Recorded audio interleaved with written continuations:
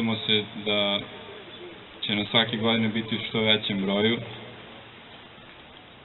Zahvalio bi se deci iz Jovačkog vrtića što su došli da učestvuju u programu, svim članovima Jovački izvor, svim meštanima Stelilovca i gostima što su došli i doprineli proslavi Svete Trojice u Jovcu.